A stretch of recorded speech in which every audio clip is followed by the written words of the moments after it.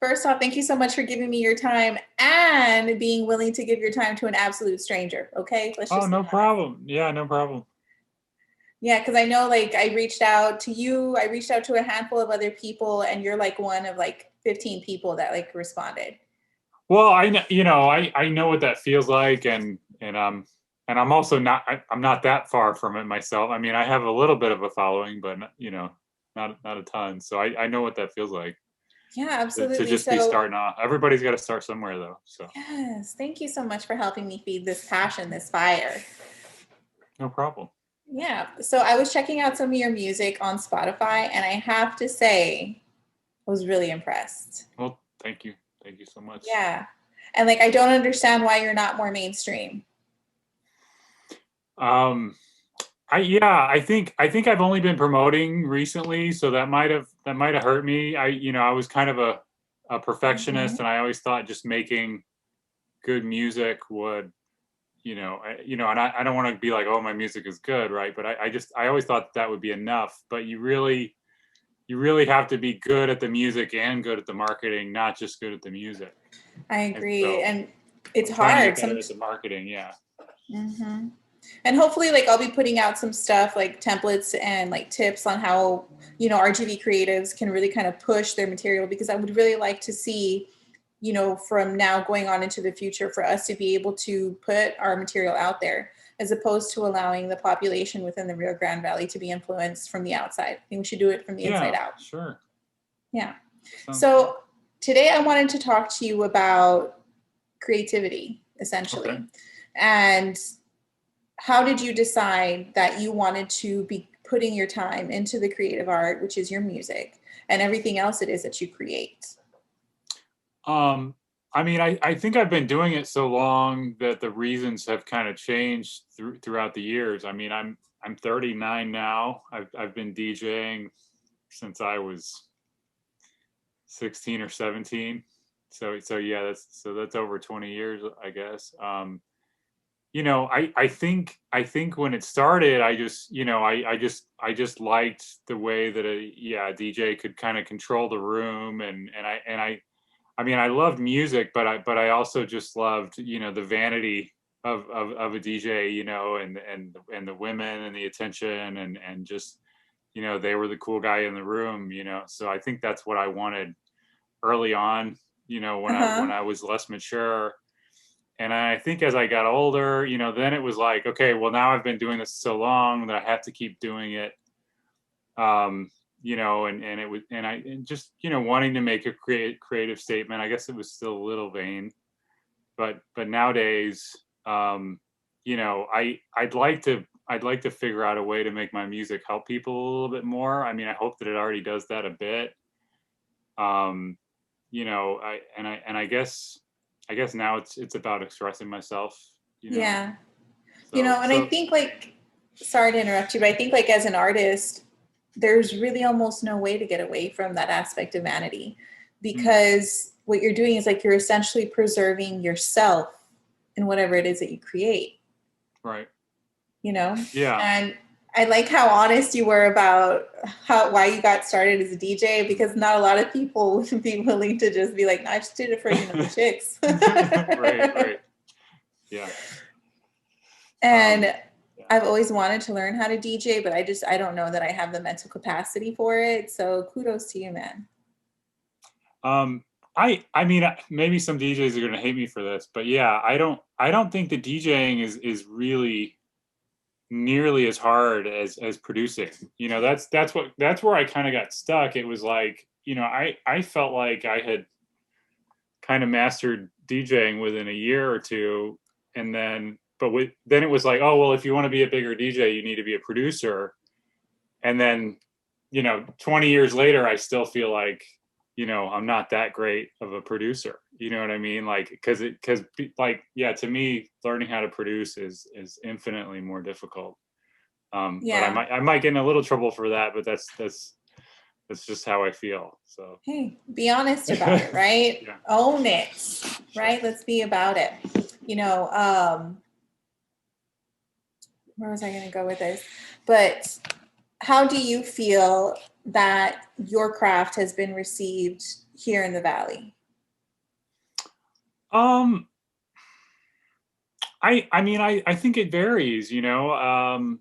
I think, you know, it's like a lot of other things, you know. Some people don't get it, and some people really like it.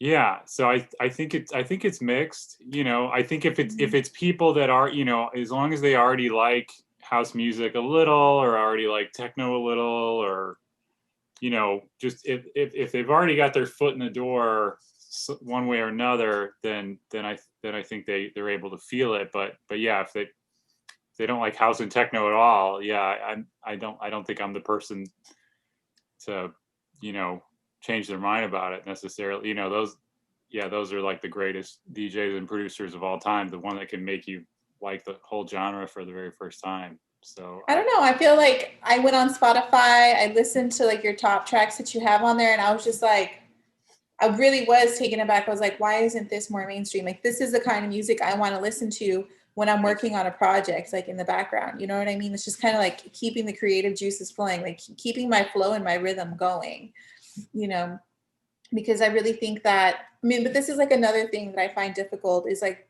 maintaining the flow. mm, And how do you maintain the flow? mm, let's see. That's a good question. I think I've done a lot of like I've done a lot of inner child work, you know, like reading books on like reconnecting with your inner child. It's like a branch of psychology kind of, or, you Yeah. know, John Bradshaw is one of the guys that kind of pushed that thinking. So I think, you know, the adult in you isn't really that's not where your Creative. creativity comes from at all. You know, it's from the child in you that, you know, a kid will create, you know, without any intention other than, you know, just making that thing in the moment. You know, they're not thinking about the future or legacy or, you know, any accolades or anything like that. So yeah, I think in my better moments, right? I mean, sometimes we forget, and then you just try to force it. But I think in my better moments, it's a communication between, you know, what the kid in me wants and what the adult in me knows how to do. So yeah, I I love don't how know. you put that, and you put it so eloquently, Well, because thank you. this is something that I've been thinking about. Like, you call it like healing your inner child, and I call it shadow work. Mm, And this is like where you really kind of take the time to like look at yourself as you are right now, and like what hurts you and why it hurts you, and going deeper within, and then trying to solve that. And I'm going to be honest with you, you know, over the last couple of weeks, I have been breaking down and just outright crying more than I ever have in my life. And like, I'm kind of glad that it's happening, because it is allowing me to tap into my creativity more mm. and really embrace everything within, so that that way it can be expressed outward. Yeah, I definitely think that crying, you know, yeah, it can be very therapeutic, and once it's almost like this barrier that dissolves, and then you can get at yourself a little bit more. I wish I was able to do it more. You know, I think like most guys, I have kind of a block. You know, that Yeah. you know, we're trained to have a block, but yeah, you know, when you actually can, yeah, it's almost, yeah, it's like a breakthrough and a return to yourself kind of thing. So Yeah. It's like, it feels like I locked so much of myself away somewhere.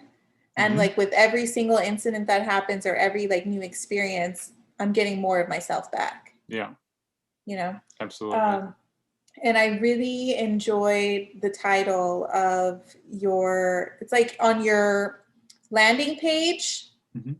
it's like an album that has its own link. Is it the third eye? An album that has its own link. I mean, so I think I only have two albums. So that the first one was Lost and Found, and then the second one is Ambivalence. Yeah. Okay, because And like then on your landing page, like at the very bottom, there was something that said like the third eye, or opening your third eye, and that caught like my attention. Like, I went to it and I was like, is this like a whole other album? oh, Wait, my landing page on Bandcamp or where was this? Instagram. On Instagram. Okay. Yeah, I don't know. I don't remember putting that there. I'm so sorry. You're I'll have to fine. look at my Instagram again. I don't. It's Yeah. fine. More people get to go look at your page and find out for Okay. themselves now. Shameless plug. Thank you. Thank you. So what would you say have been some of your greatest obstacles in pushing forward in your craft? Well, definitely, yeah. Right now, I'm still in the middle of the obstacle of just the marketing, because it it can be enjoyable sometimes, but and you can be creative with it sometimes, but it's definitely one of those things where, yeah, if I could hand the marketing off to somebody else, I would. But yeah, and many independent artists like myself, we don't have that luxury. We don't have that option. Yeah. So that's an obstacle. I mean, I have a live stream that's been going since the first of the year. Setting that up and perfecting that and doing that every week has definitely been an obstacle. And where is this live stream held? It's on Facebook. It's a Facebook Live, and it's Fridays at 10 a.m. Oh wow. So like you just like jam and like people get to pop in and listen? Yeah, yeah. I'm like, the beats are kind of arranged on like the beats are kind of arranged in advance, but then like the melodies and the harmonies and everything are made up on the fly. Oh So wow. it's kind of half prepared but half improv. So, and then I do that for an hour on Facebook Live. I'd like to That do it. I'd like to stream it to more platforms, because there's a software called Restream that where you can mhm. do, like, YouTube and Instagram and everything, and TikTok, like, all at the same time, apparently, and Facebook. But I wanted to just make sure I was comfortable just with Facebook. So I'll probably be, sometime in February, or maybe March at the latest, I'll start streaming to more different places at the same time. Awesome. Because not everybody has Facebook. I mean, a Right, lot of people right, do, yeah. but And some people hate it. I have some people that I'm friends with on Instagram. They're like, if you ever do it on Instagram, I'm there, but I hate Facebook, so I'm not going. So I mean, like they're owned by the same, like, yeah, I mean, we'll take what we can get, right? We'll take yeah, what we can get. yeah. So what resources then would you like to see, or that would make you spreading your material easier? Like what would help you? What resources? Like, would it Uh, be just kind of like tips and tricks on what time to post, how to post, like what way to do it? hmm. I mean, right now, I'm definitely having trouble getting more people to, like, attend the live stream. So even a Mhm. lot of the people that are interested in my music, and they like the music, because I like push ads for my music, and they'll like those, and then they'll like my page, and then you show them the live stream, and then they're like, and I've tried, like, reworking the ad, and I get a decent number of people, but it's the ratio of people that see that there's the event versus the, so I haven't Mhm. quite, like, cracked the code on that yet. Um, so, and maybe I just need to do something more with my events, to make the events Mhm. themselves go a little more viral, instead of just, a white guy bobbing his head and playing on some machinery. I've done, like, trippy visuals, and I've done, like, talking to the audience a little more, and Mhm. maybe those help a little bit. I do They help okay, but, a lot. well, All right. So we're going to get you hooked up with on ways to increase your platform because I really think that more people should hear what it is that you're doing. Really, really. thank you. Yeah, absolutely. So another question, because I'm just full of Okay, questions, you know what I that's mean? fine. Where would you like to see this go over the next year, the next 5 years? I don't know. I mean, I definitely used to have, like, bigger dreams of traveling a lot. But I think, I really like my job as a professor now, and I wouldn't want to lose that or gamble that or give that up. I'm older, so I'm more boring and more lame, and I like the job security. But I wouldn't mind touring a little during the summers, or maybe even, we get the holidays, a pretty big chunk off during the holiday season. So if there were some, Christmas themed parties or New Year's Eve parties or something like that, that would be good. But I think I have a love-hate relationship with playing live, because there's always, the system can get overloaded, and then that's not your fault, or somebody can spill a beer on the equipment, and that's, so it is a little more stressful in a live environment. I've had, fights break out like right next to me. Oh my gosh. And stuff like that. So on the one hand, I hate the distance of, playing live streams, but on the other hand, I'm controlling just about everything. Yeah. So if anything goes wrong, it's, it's my fault. So I kind of like the control of that too. So, and I guess I just like more people to hear and recognize my music. I think just like most artists, Absolutely. Yeah. So, or just a little more recognition, even if it was just, like a small cult following. I don't need to be, as big as Beyonce or anything. Yeah, I don't want to be as big as Beyonce. I still want to be able to like go grocery shopping. You know what I mean? Yeah. So you said that you're a professor. What is it that you teach? Yeah, I teach college writing. Oh, so, really? Yeah. I'm a terrible writer. Please don't ever read my book. I'm sure I've seen worse. So I probably shouldn't say that, but yeah. Well, you're a professor. You have to read the good and the bad and the terrible. So yeah, definitely. Now I'm just going to ask you a couple more things before I let you go. So if you had to give me a ballpark number, how many streams do you want by the end of this year? On Spotify or total. Facebook? Oh, by the end of the year. I mean, considering I'm doing a live stream once a week, gosh, I don't know, 100,000. That sounds perfect, because that's my goal for my podcast. Oh, okay. There you go. All right, so we have to make this 100,000 happen. For everybody that's listening, tell your friends, tell your relatives. All right, tell your people that live in other states. We don't care. All right, we just want y'all to listen. All right. Definitely. So why music though? How do you take that jump from like writing to music? Yeah. I definitely think when I was in my late teens, I was inspired by both. I had music that was inspiring me. And then I had a popular literature professor that inspired me, so so I think, it was always kind of like, okay, I have my dream and then my fallback, so being a professor was kind of my fallback, and that's worked out well for me, so I get decent chunks of time off, and it's good benefits, good job security. People respect me when I say I teach at a college, so yeah, it's prestigious. Yeah, so I think it's been nice, and I definitely,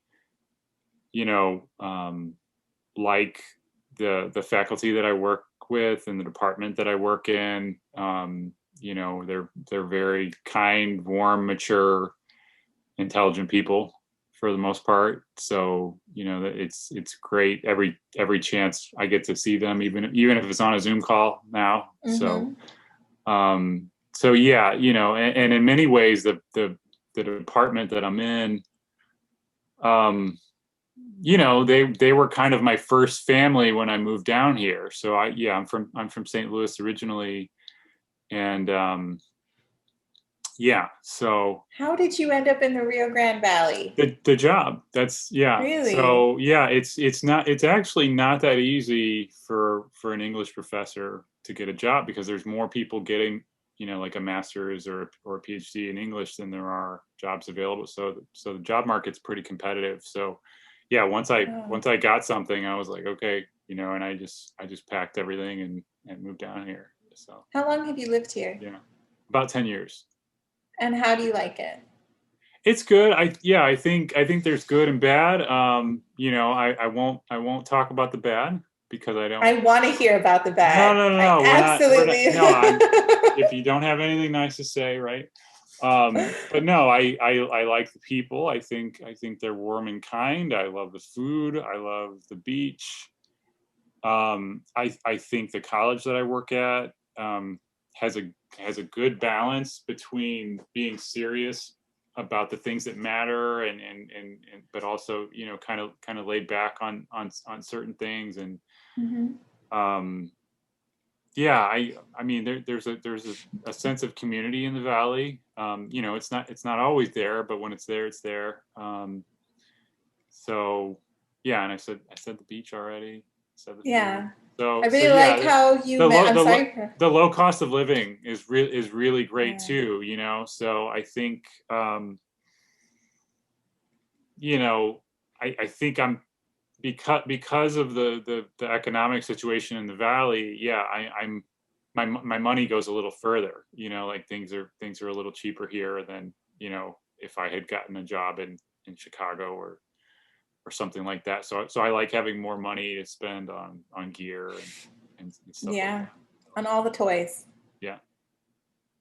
I really like how you mentioned community because, like, I remember growing up here in the valley. I haven't always lived here. Like, there have been times where I've lived outside of the valley and then I come back. And I remember looking at the way that the community was structured when I was a child. And it was so much closer. And I don't know if it's just because like the families were more tight knit back then that sense of community was really there. But now it's just not there. And the ability for people to want to connect with strangers is virtually non-existent. Like yesterday I went running and I don't take my phone with me when I go running because I like to unplug throughout the day. And I end up spraining my ankle and I'm a mile away from my car. And I had like 3 people stop. And one lady, she was like, I will sit with you. And I had my dog with me. She's like, I will sit with you if you're okay with that, just to make sure that you're okay. And then this other couple, the other 2 people were like, we'll go get your car for you and bring it to you. Wow. And like, my ankle was on fire. I wasn't thinking straight. I just gave them the keys and I told them where it was parked. Like, that sounds good. That sounds like a great idea. Yeah. And they did bring my vehicle to me so that I could get home. But they weren't Valley natives. You know what I mean? Okay. So I see what you're saying about community. And I think that at least I hope that this makes people a little bit more aware to be more kinder to the people that you don't even know, to your neighbor, because these people who I didn't even know from Adam were like able to help me when I really needed it. And I really appreciate that. And I hope that they come by this somehow so they realize how much I appreciate them, because I didn't get their numbers because obviously I was in pain. Yeah. I was talking to one of my friends the other day on a Zoom call, and we were talking about spirituality, and he said he got his spirituality from helping others, which I thought was really interesting, because I think a lot of people, when they think about spirituality, it's a very self-centered kind of thing, which is, I mean, which isn't always bad, but I think you need a balance, right? You don't want your spirituality to be all about other people, but you definitely don't want it to be all about yourself either. So I really liked that and got something out of that. The way that his soul was elevated by helping other people, and and it seemed really sincere. So yeah. So I liked that. I think, wasn't it Gandhi that said that like sometimes like we find ourself and like our purpose through the service of others? You know what I mean? Yeah. And I think that's really, really true. And I'm glad that you mentioned spirituality, because I feel like there's like a certain level of introspection that has to occur in order for us to be able to impart that kindness, empathy, and compassion onto others at times. Because if you can't even give it to yourself, how can we expect you to give it to anybody else? Oh yeah, absolutely. Yeah, and that's the hardest. Sometimes that's the hardest person to give it to is yourself. So. Exactly, and I feel like those are certain characteristics that are lacking in the culture down here because, like, just growing up, basically bred to be workhorses and just to produce, and not really to kind of stop and take the time to do that self-love and self-care. And it's a reflection now in our society, the fact that that is lacking, is what I think anyhow. Yeah, I mean, I think it definitely gets, I think it gets lost with some people sometime. Yeah, but I mean, yeah. So I guess there's always exceptions, you know. It's like the yin yang, you know. So, but yeah, I think you know, where I'm from in St. Louis, yeah, there was always a little more coldness. And then when I came down here, it seemed like a little less to me, you know. So yeah, so maybe there's some of that everywhere, which is terrible, you know. That's true. And maybe the valley is like about as good as it gets. Where did you go when you moved for a while? I've lived in Denton, Texas. I've lived Okay. in Amarillo. I've lived in Vancouver, Washington. I've lived outside of San Antonio. And where did you feel like that you had the most warmth and community?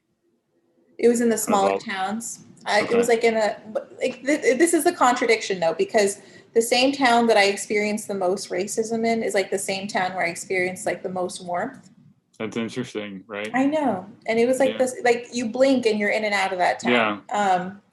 So it was really interesting because I was able to experience like someone coming to your front door when you're moving in, like they bring you a basket of goodies. Mm-hmm.